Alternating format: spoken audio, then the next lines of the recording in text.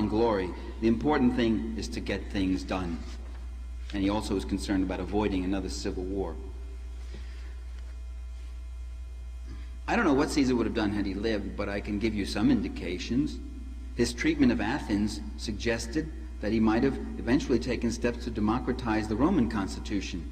After the Civil War, he pardoned the Athenians for siding with Pompey, and he introduced a democratic constitution for that city. Athens had not had a democratic constitution because it had been under Roman suzerainty. It hadn't had a democratic constitution in a century more, I think. And by the way, that's probably why Athens sided with Pompey. It was run by aristocrats who themselves saw a common class interest with the forces that were backing Pompey, which was the Senate oligarchy. Caesar attempted to strengthen democratic forces by enfranchising the population in the parts of Gaul that he had conquered. Certainly an enlightened move. Early in his career, he helped undo Sulla's reactionary legislation. Sulla was this military commander in 82 to 80 BC who came in, took over, and murdered about 1,600 equestrians, about 50 senators, thousands of other Democrats, people who had been sympathetic to the Democratic cause, and did everything to instill the Senate oligarchy. He was the Pinochet of the late Republic.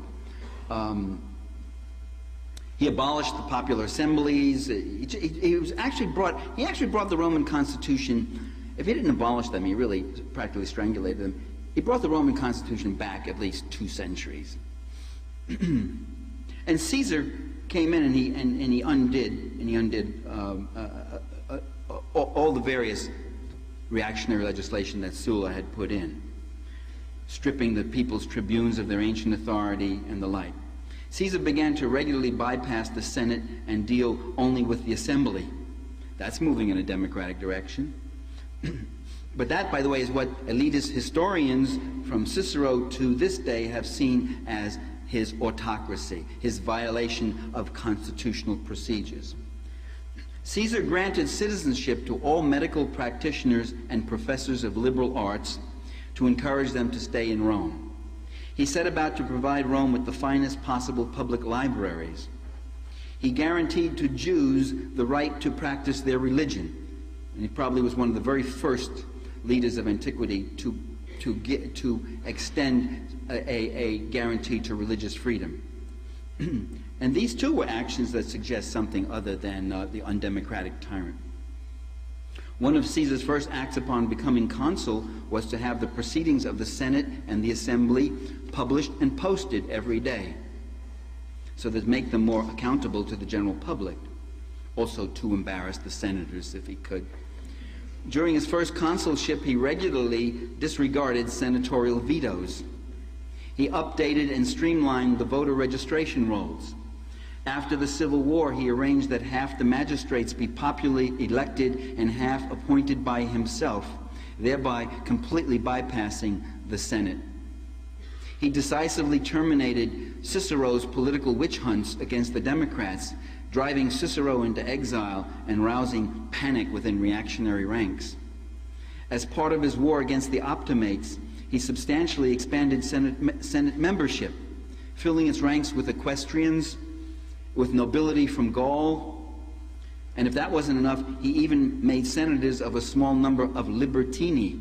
The libertini were the sons of liberated slaves who had risen to distinction on their own merit. All these appointees, by the way, it goes without saying, were totally snubbed and scorned by the Senate oligarchs and optimates.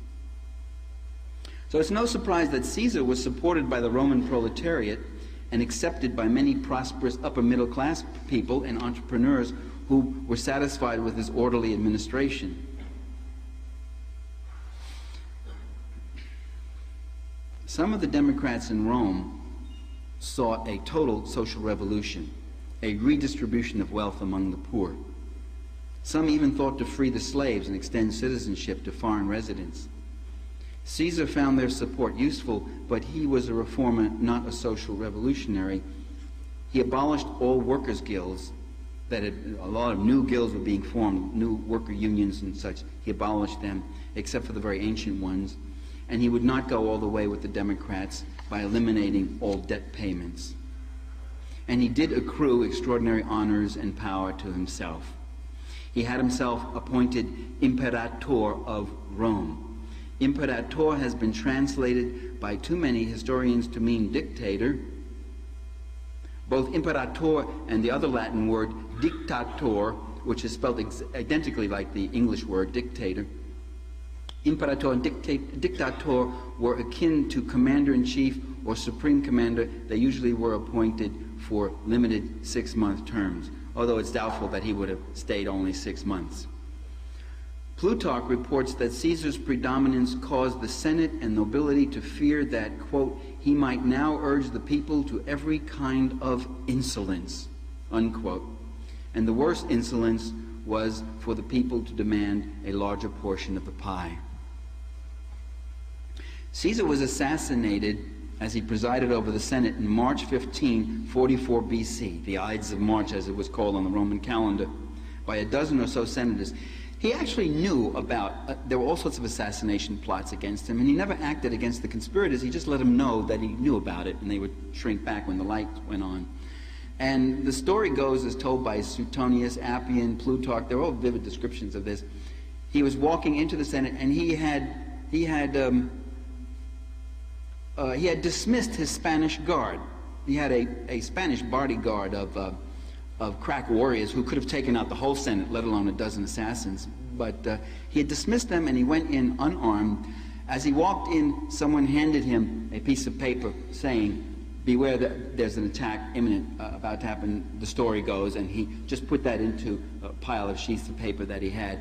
And when he went in, the very first senator who came up to him with a bill proposal then hit him with a dagger, and the others came around him and got him, and there's a description of how he gathered up his toga, bunching it up like this, leaving his legs bare, probably as a protective gesture on his chest, and tried to fight them off, and then fell, ironically, right at the base of the statue of Pompey, which the Senate oligarch insisted on having.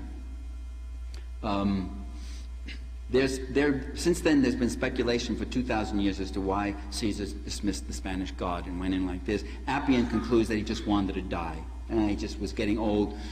He just wanted to die. I don't think so at all. That's not it.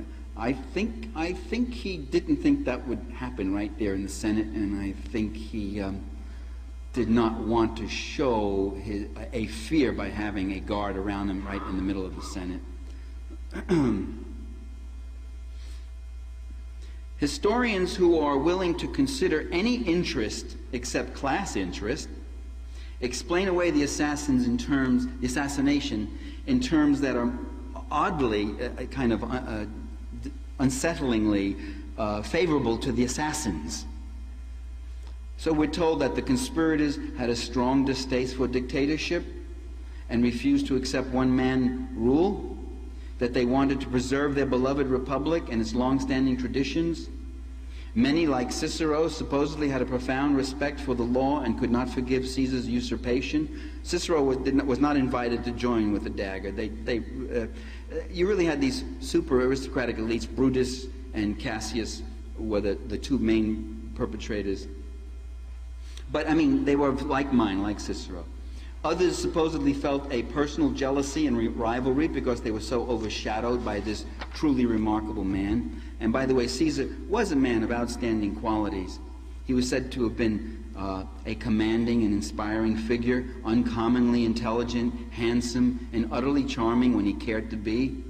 He was abstemious in his alcohol consumption, didn't touch alcohol that much, unlike other members of his class, and unlike most of them, he was not given to sumptuary indulgences, although there was something of the dandy in his personal attire. He was the son of one of Rome's leading aristocratic families. He was a brilliant and fearless military leader who really inspired his troops. He was highly regarded for the quality and clarity of his writing and was considered one of the great prose stylists of his day. His intellectual interests encompassed a wide range of subjects. He was considered one of Rome's greatest public speakers. He could stir his audience with the force and persuasive clarity of his words, and he usually avoided the flowery oratory, you know, the purple passage style that was the